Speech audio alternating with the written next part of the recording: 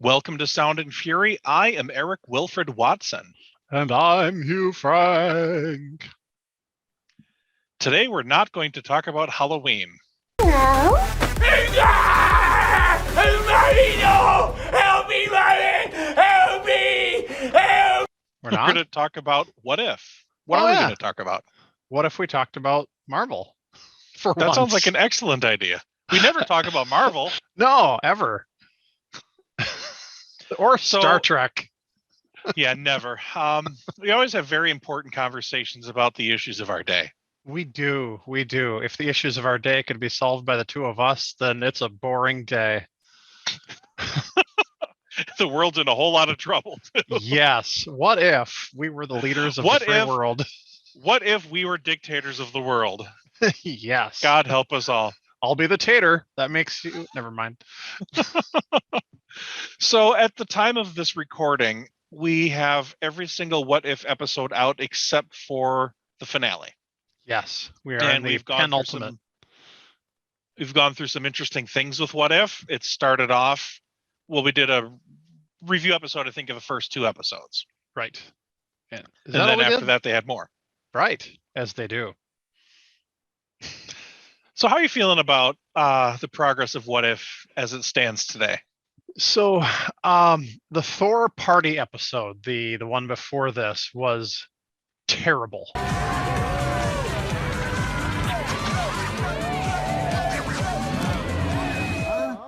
Release the phone. It felt like they were trying to bury the character of Thor, like, let's just make him a party guy. We'll make him a frat boy. He went from being quasi unlikable, because he kind of had that little unlikable edge to him, to like complete party trash.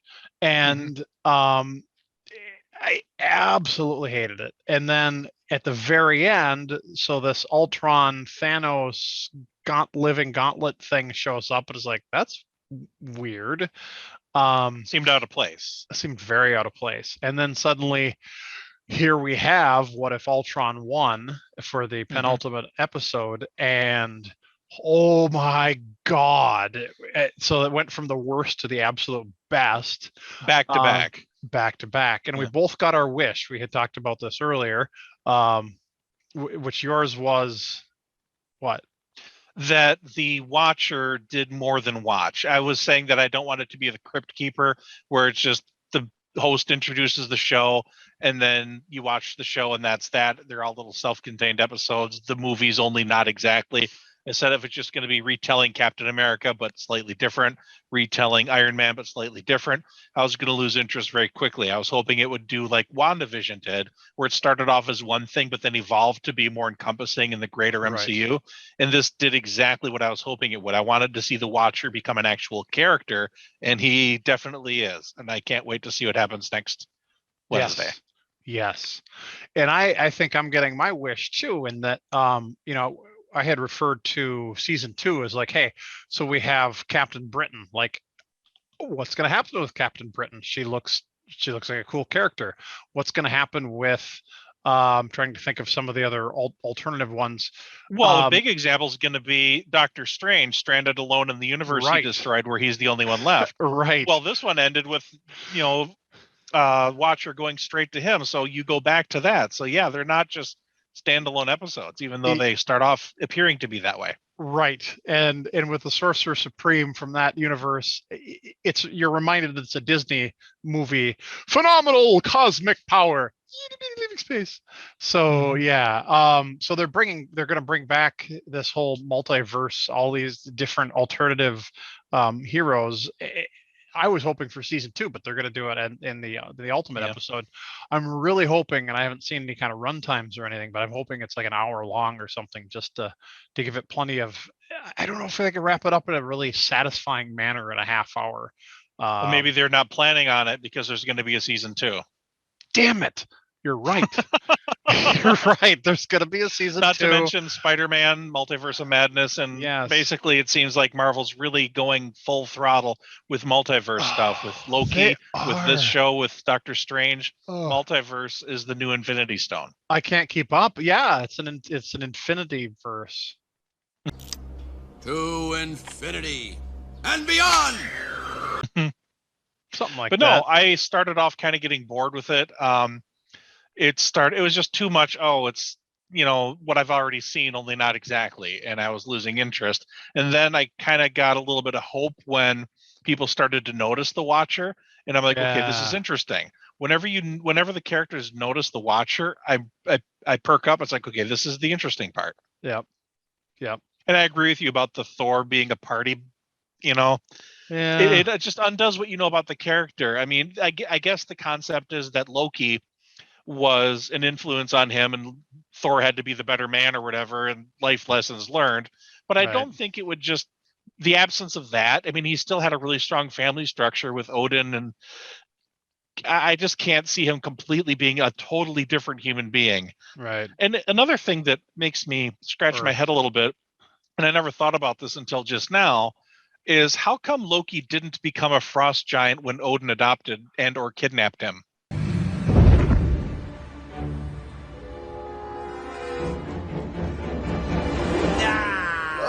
Bring it on in. I can't believe you came, Loki. You are the absolute best. You're my brother from another mother, man. I mean that. I mean it.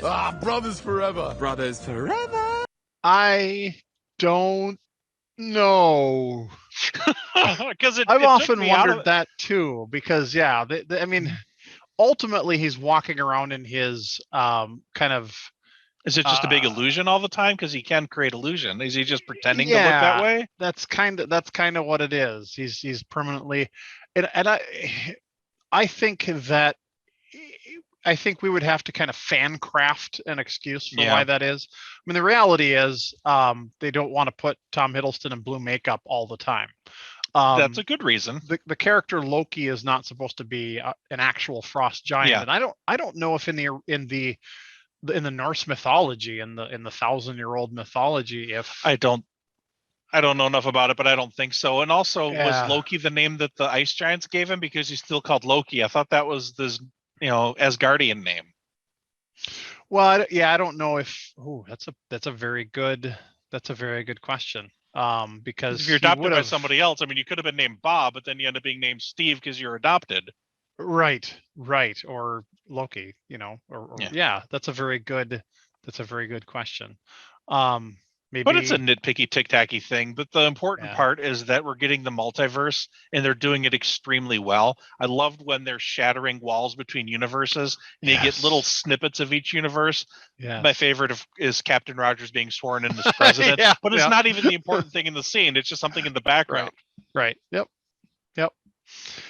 Yeah, they did a very good job with making each, even though they were just there for an instant, making each different universe have its own feel to it for the 5 seconds it was there, or the few seconds it was there.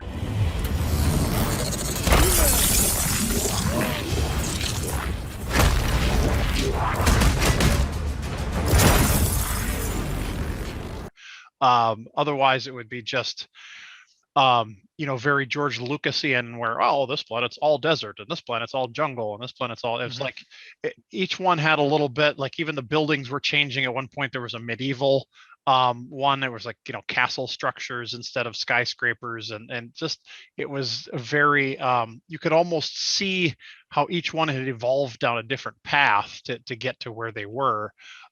So within a matter of just, fractions of seconds, there was almost a whole story told as they flashed from one to the other. Just absolutely brilliant. So, I'm a fan. I like it a lot. I'm excited what they're going to do next, especially in the live action stuff. I've been looking forward to Multiverse of Madness for a while, and now I'm even more so. Right.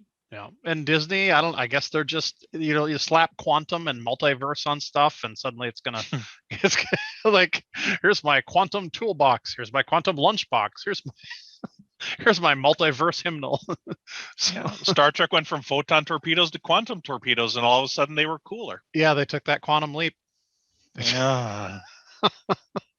But I really don't have much more to say on What If, but I am looking forward to the final episode, and I'm looking forward to Yes. next season. And I hate to say this, but I'm looking forward to all the thousands of freaking Marvel movies that are coming. Yay! I'll never turn to the dark side. Yeah. All right. Well, until next time, thank you for watching us on the Intertube, and we are going to say goodbye. It's Buy my so book. hard to say goodbye to yesterday. Buy my book. Subscribe to our channel, hit the like button, share this video, annoy people by sharing this video too much.